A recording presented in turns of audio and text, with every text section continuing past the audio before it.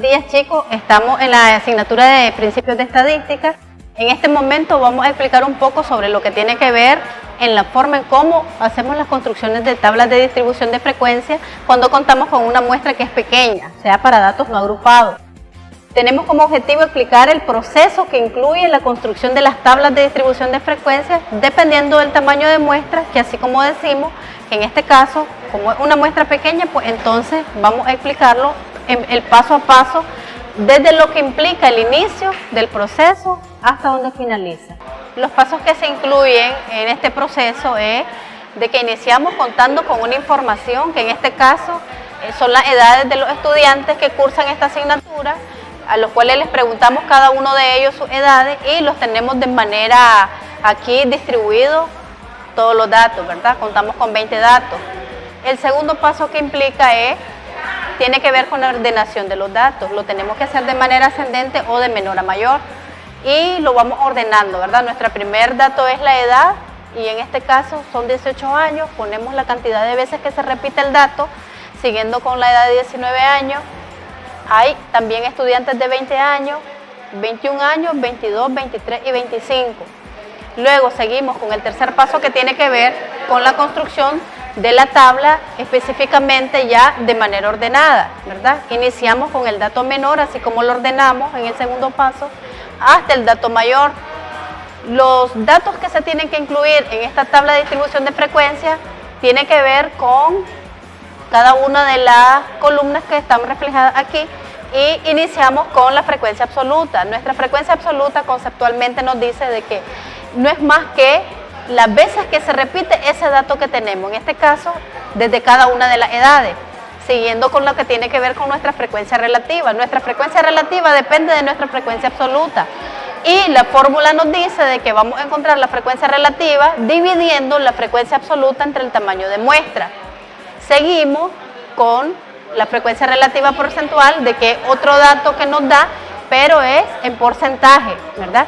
Nuestra frecuencia relativa porcentual es esa frecuencia absoluta que nosotros calculamos entre el tamaño de muestra y lo vamos a multiplicar eso por 100.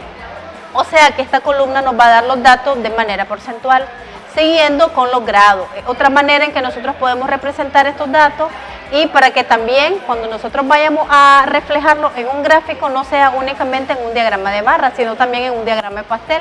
Entonces los grados, como hace énfasis a una circunferencia que tiene en su alrededor 360 grados, entonces también vamos a seguir un paso de que siempre acompañándonos de lo que tiene que ver con la frecuencia absoluta, la vamos a dividir entre el tamaño de muestra y lo vamos a multiplicar por 360 grados. Siguiendo con la frecuencia acumulada ascendente. Nuestra frecuencia acumulada ascendente, otro dato estadístico que nos facilita en que los datos vayan de manera ordenada, pero de manera ascendente, de menor a mayor. Este cálculo lo hacemos fijando el primer dato que tiene la frecuencia absoluta, ¿verdad?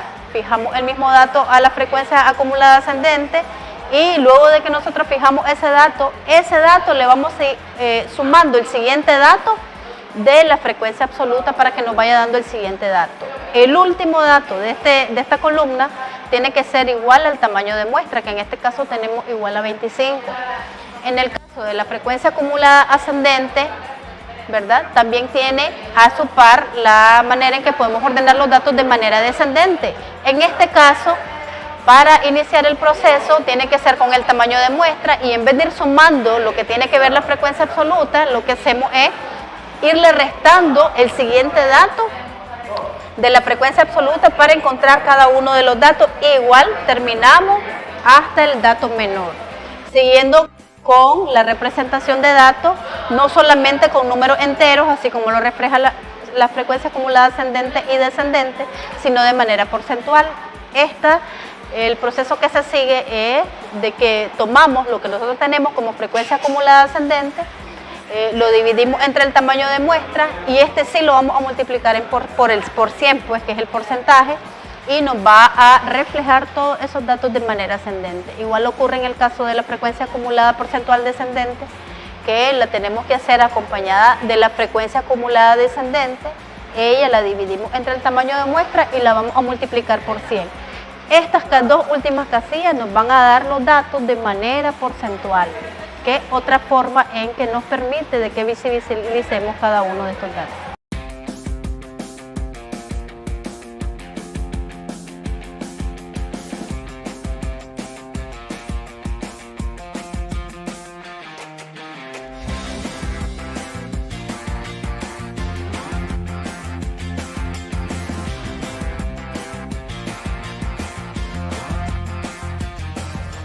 Seguimos con el cálculo de los grados, que en este caso nos dice la fórmula de que es la frecuencia absoluta entre el tamaño de muestra y eso lo vamos a multiplicar por 360 grados, ¿verdad? O dicho de otra manera, que es nuestra frecuencia relativa multiplicada por 360 grados. La suma total de ella nos debe dar 360 grados. Seguimos con la frecuencia acumulada ascendente. Nuestra frecuencia acumulada ascendente se trabaja con nuestra frecuencia absoluta, ¿verdad? Y se inicia con el primer dato de la frecuencia absoluta.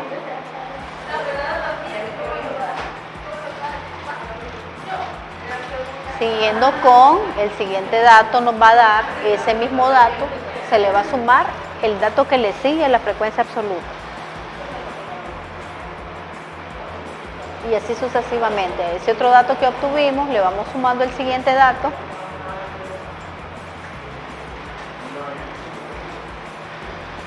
hasta finalizar el proceso. Eso se hace para cada uno de las casillas, ¿verdad? Y ahí nuestro último dato tiene que ser exactamente igual al tamaño de muestra. En el caso de nuestra frecuencia acumulada descendente, iniciamos con el tamaño de muestra y se trabaja también con nuestra frecuencia absoluta, pero en vez de irsele sumando se va restando porque vamos de manera descendiente. Le vamos restando el que le sigue.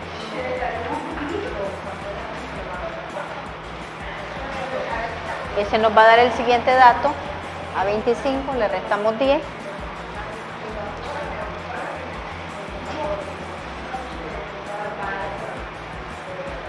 Bien, seguimos el otro dato, a ese 15 que obtuvimos como resultado le vamos restando 5. A ese 10 que se obtuvo de resultado se le resta 1. Continuando así con el otro dato, hasta llegar al valor más pequeño que tenemos ahí en la frecuencia acumulada descendente, ¿verdad? Ahí vemos de que, por ejemplo, en el caso de nuestra frecuencia acumulada ascendente, oscila entre un intervalo de 6 a 25, que es nuestro tamaño de muestra. De la misma manera va a manifestarse de forma descendente. Tiene que oscilar en 3 intervalos, ¿verdad? Tiene que oscilar en 3 intervalos, pero de manera descendiente. ¿Qué son los valores que coinciden? El valor mínimo y el valor máximo. Valor máximo y valor mínimo. El resto de datos pueden variar, ¿verdad? Ahora seguimos con la frecuencia acumulada porcentual ascendente. Ella depende de la frecuencia acumulada ascendente y lo que vamos haciendo es el primer dato de la frecuencia acumulada ascendente lo vamos dividiendo entre n, que es 25 aquí, y por último lo multiplicamos por 100. O sea, hacemos 6 entre 25, le damos igual y lo multiplicamos por 100. Es en porcentaje ahí. Muy bien. Eso mismo seguimos haciendo con los otros datos. Ahora será 16 entre 25, que es nuestro tamaño de muestra. Le damos igual y lo multiplicamos por 100.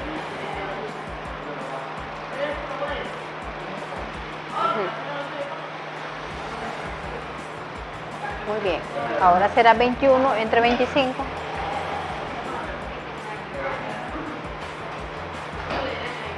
Le damos igual y lo multiplicamos por 100. 22 entre 25, que es nuestro tamaño de muestra, y lo multiplicamos por 100.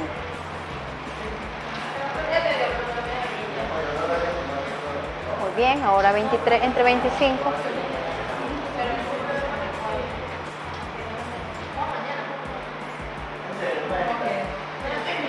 El 92%, seguido con 24 entre 25.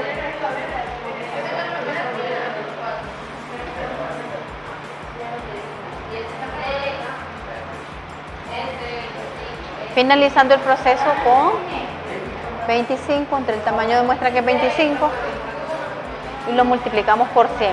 Aquí el último dato nos debe dar 100.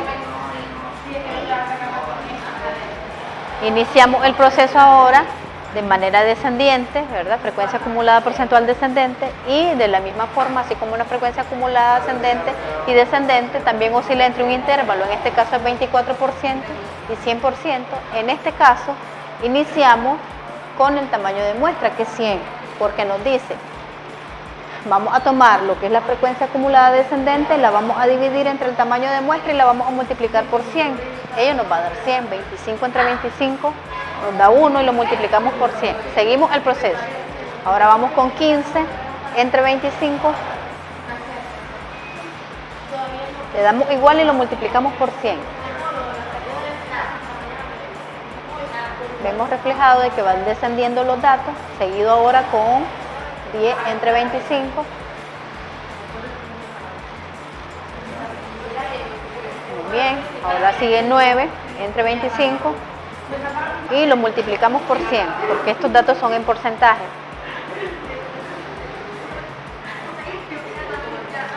Seguido con 8 entre 25 y lo multiplicamos por 100. Siguiendo con 7 entre 25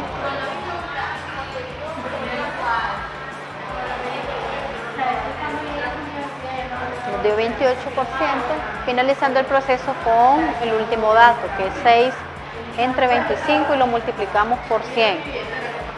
Muy bien, vemos que aquí nuestro intervalo está entre 24 a 100, ¿verdad? En porcentaje, y de la misma manera van descendiendo los datos entre 100 a 24.